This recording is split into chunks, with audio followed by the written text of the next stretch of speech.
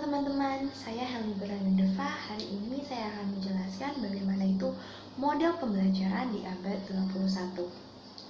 Hari ini saya hanya akan membahas apa itu definisi model pembelajaran abad 21, kemudian mengapa itu sangat penting untuk dikembangkan, bagaimana model pembelajaran yang dibutuhkan, serta aspek apa saja yang dibutuhkan di dalam model pembelajaran abad 21. Langsung saja mari kita bahas apa itu definisi model pembelajaran abad 21. Sebelumnya kita harus tahu apa itu pendidikan abad 21.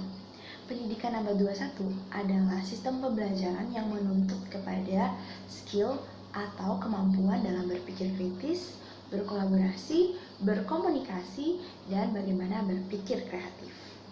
Sedangkan model pembelajaran abad 21 adalah segala cara, teknik yang digunakan untuk menolong siswa belajar dan memenuhi tujuan pendidikan abad 21. Lalu mengapa ini sangat penting untuk dikembangkan? Jawabannya adalah karena zaman semakin berkembang. Dan seiring dengan zaman ada banyak sekali tantangan yang akan kita hadapi ke depan.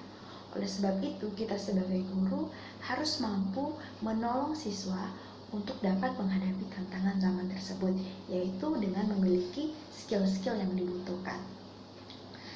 Lalu seperti apakah model pembelajaran 10 tahun ke depan? 10 tahun ke depan merupakan perkembangan dari model pembelajaran kita saat ini, di mana semua fasilitas dan media pembelajaran akan semakin dikembangkan menjadi lebih berbasis kepada teknologi. Kita tahu bagaimana keadaan Indonesia saat ini, saat posisi lockdown, karena pandemi virus corona, kita harus menjalankan semua pembelajaran dari rumah. Dan ini merupakan awal bagi kita untuk semakin mengembangkan cara belajar. Ketika kita sudah menjalankan new normal dan bisa beraktivitas dengan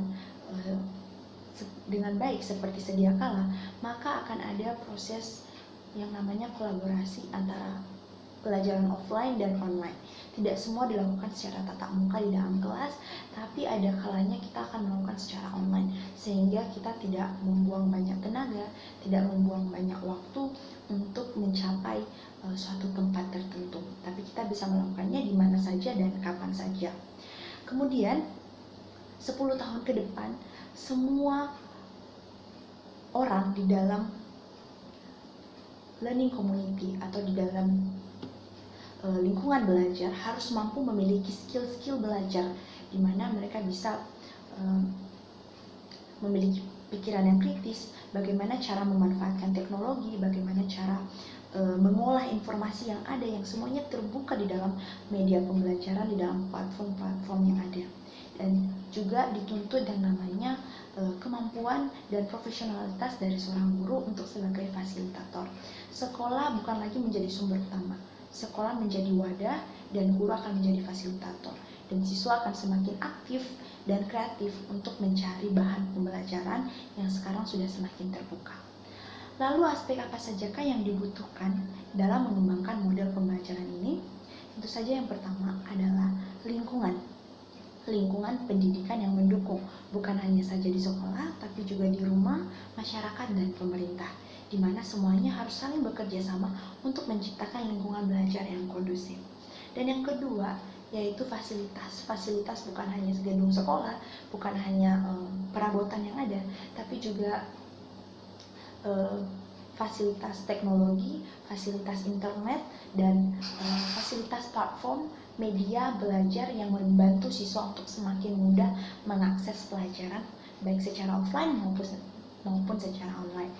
Dan yang ketiga yaitu skill, baik guru maupun siswa semuanya harus memiliki skill-skill yang 4C, yaitu bagaimana cara berpikir kritis, berkomunikasi, berkolaborasi, dan berpikir kreatif. Nah, itu saja bagaimana wajah pendidikan 10 tahun ke depan. Sudah siapkah kita untuk menghadapi 10 tahun ke depan? Kita pasti bisa. Semangat! Terima kasih.